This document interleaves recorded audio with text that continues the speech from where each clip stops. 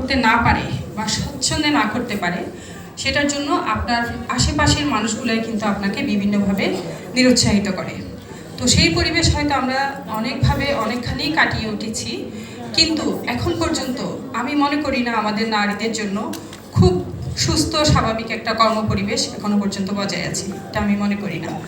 আমরা যারা কাজ করি বাইরে, আমি নিজেকে দিয়ে মাঝে মাঝে চিন্তা করি যে আমি তো বাইরে যাচ্ছি, সারাদিন কাজ করছি, আমার নিজের কাজটাকে আমি অনেক বেশি হাইলাইট করি, আমি মনে করি আমি অনেক কাজ করছি। কিন্তু একই সাথে আমি আবার সেই নারীর কথা চিন্তা করি যে নারী সকালে উঠে তার পরিবারের জন্য ব্রেকফাস্ট তৈরি করে পরিবারকে খাওয়ায়, আবার বাচ্চাকে স্কুলে নিয়ে যায়, আবার স্কুল থেকে নিয়ে আসে। এই কাজগুলো তো আসলে আমি করি না, তাহলে আমি ওদের চেয়ে কম কাজ করি, ওদের চেয়ে কাজ আমার কম।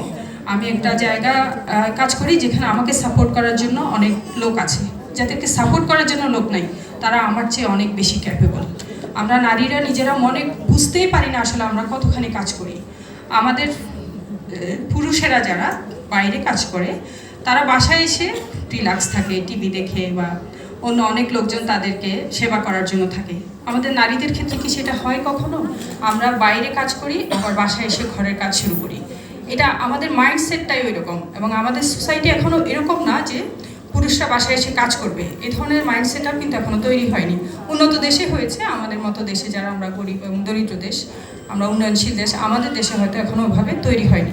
আমি চাই সেই দিন আসুক যেখানে পুরুষেরা মনে করবে নারীকে আমার গৃহস্থালী কাজে সহায়তা করা দরকার, যেটা আমাদের ধর্মে আছে, যেটা আমাদের রাসূলুল্লাহ সাল্লাল্লাহু আলাইহি ওয়াসাল্লাম বলেছেন যে নারীকে সাহায্য করা, এটা কিন্তু আমাদের একটা ধর্মের অন্যতম একটা উপাদান, অন্যতম একটা নবীর একটা নির্দেশনা। আমরা কিন্তু ভালো ভালো কাজে নবীর নির্দেশনা অনেক কিছু আমরা ফলো করি, কিন্তু যে কাজগুলো আমাদের ফিজিক্যাল শ্রম, যে কাজগুলো আমাদের নারীদেরকে এগিয়ে নেওয়ার জন্য, সেগুলো কিন্তু আমরা ওইভাবে কোনো জায়গায় ফলাভাবে আমরা প্রচার করি না। আমরা নারীরা কি করতে পারি? এই যে এখানে 5 জন নারীকে পুরস্কৃত করা হচ্ছে। আমাদের 64 জেলায় যতগুলো গ্রাম আছে, আমি মনে করি প্রত্যেক গ্রামে এরকম একজন একজন করে নারী আছে যাদেরকে পুরস্কৃত করা যায়। হয়তো সেভাবে এটা একটা ক্যাপাসিটির ব্যাপার আছে, হয়তো সেভাবে একটা তুলে আনার ব্যাপার আছে, যেখানে আমি এখানে আয়োজকদেরকে বিনীতভাবে অনুরোধ করব যেন আরও অনেক বেশি জায়গায় ফোকাস করা হয় এবং অনেক বেশি নারীকে পুরস্কৃত করা যায়। তো যেখানে আমি নারীদেরকে একটা বিশেষভাবে অনুরোধ করব, আপনারা আপনাদের ফিজিক্যাল যে এবিলিটি সেটা আপনারা সবসময় ধরে রাখবেন, ফিজিক্যাল স্ট্রেংথ এটা আপনারা ধরে রাখবেন। কারণ হলো আমরা নারীরা মনে করি আমরা সারাদিন কাজ করছি, ক্লান্ত হয়ে আমরা ঘুমিয়ে যাচ্ছি, পরের দিন আমরা একই রকম হ্যাকটিক জব করছি, এবং দেখা যায় অনেক সময় আমরা আমাদের বাচ্চাদের সাথে, আমাদের হাজব্যান্ডের সাথে আমরা একটা অ্যারোগ্যান্স দেখাই, আমাদের রাগ দেখাই। কিন্তু আমাদের যেটা করা উচিত আমি মনে করি যে প্রতিদিন অন্তত 30 মিনিট সময় আপনারা নিজের জন্য বের করবেন, আপনারা মেডিটেশন করবেন, ইয়োগা করবেন, আপনারা হাঁটবেন। এটা কাজটা আপনাদের মনে হচ্ছে না এটা খুব একটা গুরুত্বপূর্ণ না। আমাদের খাওয়া যেমন গুরুত্বপূর্ণ, আমাদের ফিজিক্যাল এক্সারসাইজ ইকুয়ালি গুরুত্বপূর্ণ। আপনি যদি শরীরে আপনার কোনো স্ট্রেংথ না পান, আপনি কিন্তু কাজটা ভালো করে করতে পারবেন না। এটা আমি মনে করি নট নেসেসারি যে আমাদের প্রত্যেকের স্কুল কলেজে টিচার হতে হবে, আমাদের মতো পুলিশ হতে হবে, অ্যাডমিনে কাজ করতে হবে, নো। এই যে বাংলাদেশের অনেকগুলো বড় বড় প্রতিষ্ঠান আছে যেখানে ক্যাটারিং সার্ভিসে মহিলারা কিন্তু খাবার সরবরাহ করে। এটা কিন্তু আপনি ঘরে বসেও এই ধরনের কাজ করতে পারেন। এই যে আমার যখন চাকরি ভালো না লাগে, কোনো সময় এমন হয় যে আমার চাকরিটা আমার ভালো লাগছে না, তখন কিন্তু আমি বিজনেস অপরচুনিটি চিন্তা করি, এমন একটা বিজনেস যেখান থেকে বৈধভাবে ভালোভাবে আমার জন্য কিছু অর্থ উপার্জন হবে, যে আমি পরবর্তী কর্মপরিকল্পনা ঠিক করি। আমি তো সারা জীবন এই চাকরি করব না, তখন আমি চিন্তা করি আমি কিছু একটা বিজনেস করব, সেটা ছোট হোক বড় হোক, কোনো ধরনের এখানে মান সম্মানের বিষয় নেই। আপনি একটা কাজ করছেন, আপনি সমাজে আপনার যে অর্থনৈতিক প্রবৃদ্ধিকে একটু করে এগিয়ে নিয়ে যাচ্ছেন আপনার কাজ দিয়ে, আপনি অর্থনৈতিকভাবে স্বাবলম্বী হওয়ার মাধ্যমে, এটা কিন্তু অনেক বড় বিষয়।